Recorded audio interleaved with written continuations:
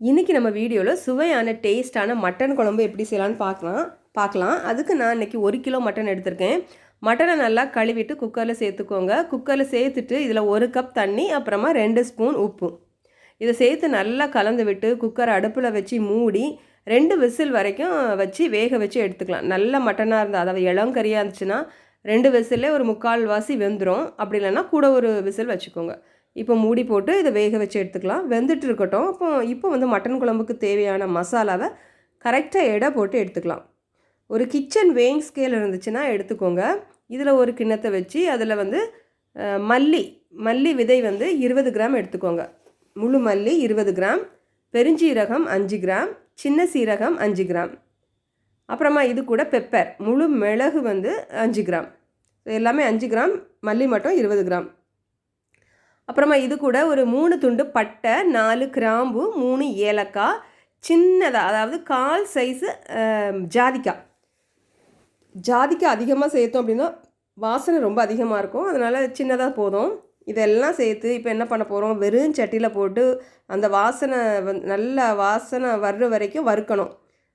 கருகிடக்கூடாது. வாசனை வர வரைக்கும் வறுத்து ஆற வச்சு மிக்சியில் சேர்த்து நல்லா பவுடராக்கி வச்சுக்கோங்க. அடுத்ததாக அந்த மட்டன் குழம்புக்கு தேவையான இஞ்சி பூண்டு விழுது ரெண்டுமே 50 கிராம். 50 கிராம் இஞ்சி, 50 கிராம் பூண்டு, இதை தோல் உரிச்சிட்டு நல்லா மிக்சியில் சேர்த்து பேஸ்ட்டாக அரைச்சி வச்சுக்கோங்க. அடுத்ததாக 20 கிராம் வத்தல் தூள் வந்து 20 கிராம் எடுத்துக்கோங்க. இது கூட கொஞ்சமாக பட்டை, 2-3 கிராம்பு, ஒரு ஏலக்காய், இதை கலந்து வச்சுக்கலாம். அப்புறமா 200 கிராம் தக்காளி, 250 கிராம் சின்ன வெங்காயம் தான் எடுக்கணும். அதுதான் குழம்புக்கு டேஸ்ட்டாக இருக்கும். இதை எடுத்துக்கோங்க. இப்போ பாருங்கள், அந்த நம்ம வறுத்த மசாலாவை அரைச்சாச்சு. இங்கே வத்தல் தூள் இருக்குது. இந்த வத்தல் தூள் கூட இந்த மசாலாவை சேர்த்து கலந்து வச்சிடலாம். அடுத்ததாக 2 துண்டு தேங்காய் எடுத்து அதையும் நல்லா மையாக அரைச்சி 1 டம்ளர் தண்ணி கலந்து வச்சுக்கோங்க. இது பார்த்திங்கன்னா ரம்ப இலை கிடச்சா எடுத்துக்கோங்க. நல்ல வாசனையாக இருக்கும். இப்போ பாருங்கள், எல்லாமே நமக்கு ரெடியாக இருக்குது. இஞ்சி பூண்டு மசாலா, வெங்காயம், தக்காளி, தேங்காய் எல்லாமே ரெடியாக இருக்குது. இந்த மசாலாக்களை இதெல்லாம் ரெடி பண்ணி வச்சிட்டாலே மட்டன் குழம்பு பாதி முடிஞ்ச மாதிரி. இப்போ வாங்க அடுத்து என்ன செய்யலாம் அப்படின்னா, ஒரு அடி கனமான பாத்திரத்தை அடுப்பில் வச்சுக்கோங்க. நான் அன்றைக்கி ஏஎம்சி குக்வேர் எடுத்திருக்கேன். இதில் வந்து 100 ml எண்ணெய் விட்டுக்கோங்க.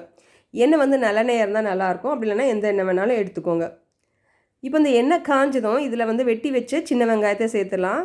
சின்ன வெங்காயத்தை சேர்த்துட்டு அது கூடவே கொஞ்சமாக கருவேப்பிலையும் சேர்த்துடலாம். லைட்டாக வதக்கிக்கோங்க. லைட்டாக வதங்கிட்டு இருக்கும்போதே அந்த ரம்ப இலை எடுத்தோம்ல, அந்த ரம்ப இலையை சின்னதாக வெட்டி அதையும் சேர்த்துலாம். அந்த ரம்ப இலை சேர்க்கும்போது நல்ல ஒரு வாசனை, அந்த வெங்காயம் கூட சேர்த்து வதங்கும் போது நல்ல ஒரு வாசனை, பிரியாணி வாசனை அடிக்கும். இந்த ரம்ப இலை சேர்த்து வதக்கிட்டு அப்புறமா நம்ம அந்த தக்காளியை வெட்டி வச்சுக்கோங்க. அந்த தக்காளியும் இதில் சேர்த்துடலாம். ஸோ இதையும் சேர்த்து லைட்டாக வதக்கிக்கோங்க. லைட்டாக வதங்கிட்டு இருக்கும்போது இஞ்சி பூண்டு விழுதை சேர்த்துலாம். நான் ஏன் இஞ்சி பூண்டு விழுது முதல்ல சேர்க்கலை அப்படின்னா, முதல்ல நம்ம சேர்க்கும்போது என்ன ஆகும் அப்படின்னா, அந்த சட்டியில் அடி பிடிக்கும். அதனால தான் தக்காளி சேர்த்ததுக்கப்புறமா நம்ம இஞ்சி பூண்டு சேர்த்தோம் அப்படின்னா பிடிக்காது. இதையும் சேர்த்து நல்லா வதக்கிட்டு, ரொம்ப முக்கியம் இந்த குழம்புல என்னென்னா பச்சை வாசனை போகணும். இந்த இஞ்சி பூண்டோட பச்சை வாசனை மசாலா எல்லாத்தோட பச்சை வாசனை போனால் தான் குழம்பே டேஸ்ட்டாக இருக்கும். இப்போ பாருங்கள், கொஞ்சம் நேரத்துக்கு அப்புறமா நல்லா பச்சை வாசனை போனதுக்கப்புறமா நம்ம மசாலா, அந்த வத்தல் தூள் வறுத்து மிக்சியில் அரைச்ச அந்த பொடிகள், மல்லித்தூள் அதெல்லாம் சேர்த்துடலாம். சேர்த்து கொஞ்சமாக அந்த பச்சை வாசனை போனதுக்கப்புறமா வேக வச்ச மட்டனை தண்ணியோடு சேர்த்துக்கோங்க. ரொம்ப முக்கியம் பச்சை வாசனை போகிறது. அதுக்கு கொஞ்சம் டைம் கொடுங்க. அப்போ தான் குழம்பு டேஸ்ட்டாக இருக்கும். இப்போ பாருங்கள், மட்டன் எல்லாம் சேர்த்தாச்சு. சேர்த்து நல்லா கலந்து விட்டுக்கோங்க. கலந்து விட்டுட்டு இதை வந்து இப்போ என்ன பண்ண போகிறோம் அப்படின்னா, மூடி வச்சு ஒரு 10 நிமிஷம் நம்ம வேக வச்சு எடுத்துக்கலாம். மூடி போட்டு 10 நிமிஷம் வேக வச்சு எடுத்துக்கோங்க.